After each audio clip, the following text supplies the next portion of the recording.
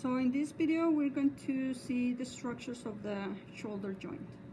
So first, joint is a connection between different bones. In this case, the shoulder joint is made by the connections between this bone, which is the clavicle, this bone, which is the scapula, and this bone, which is the humerus. So the humerus is our arm bone.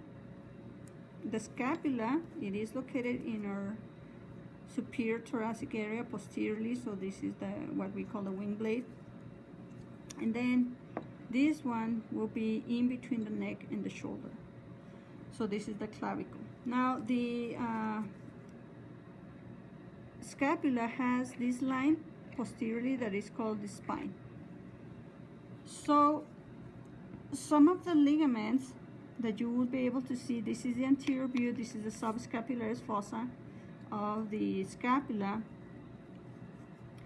will be this ligament, which is the glenohumeral ligament. Why it's called the glenohumeral? Because it runs between the glenoid cavity, which is found in here, and the humerus. So this is the glenohumeral ligament that at some point reinforces a capsule that it is not shown in here, but there is a capsule that runs at the edge of the glenoid cavity in a area that we call the labrum, that goes all on the edge of the glenoid cavity and basically covers the head of the humerus, which is this, up to the surgical neck, which is here.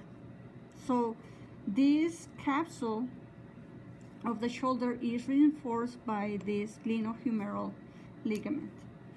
Now, generally the ligaments are called according to where they are located. And for instance, in this ligament that runs between the clavicle and the acromion, which is this part of the scapula. So this will be the acromioclavicular ligament, okay?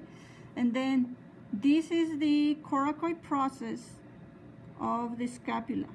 So we have a ligament then that runs between the acromion and the coracoid process.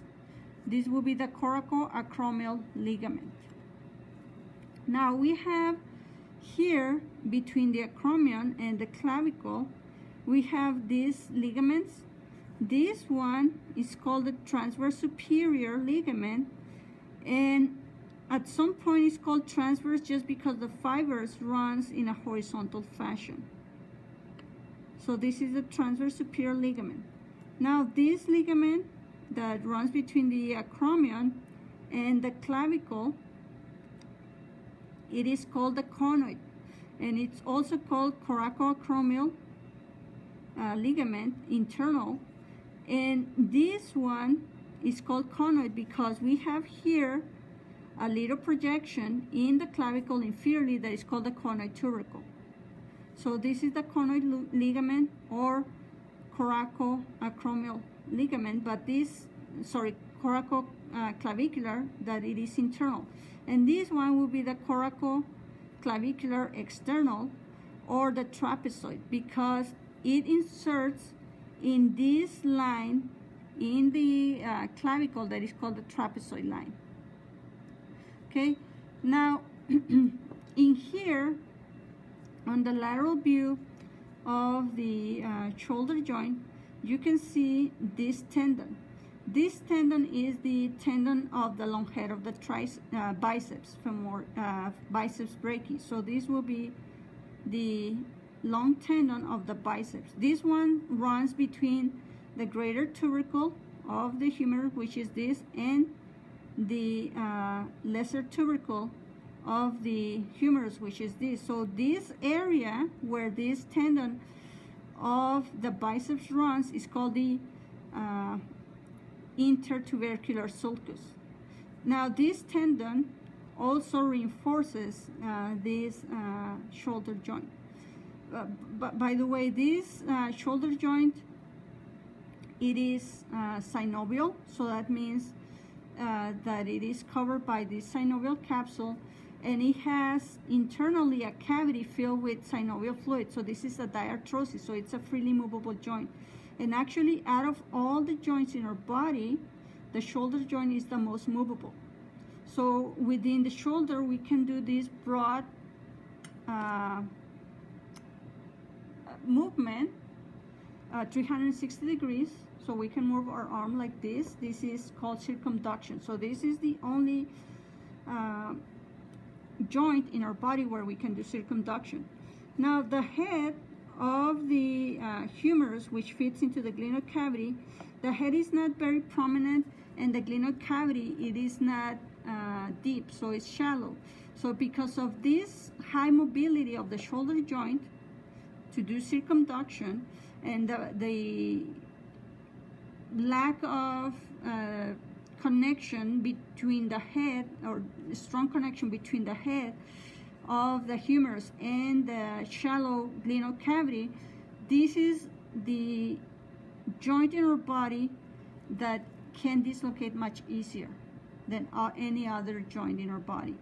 Okay, so this tendon of the biceps brachii, our flexor of our arm, it is very important to keep the head of the humerus into the shallow glenoid cavity. Now, this will be the tendon of the supraspinatus muscle. So within the shoulder, we have the rotator cuff muscles that helps also to stabilize the joint. And at some point, we have different structures within joints that helps to stabilize the joints itself.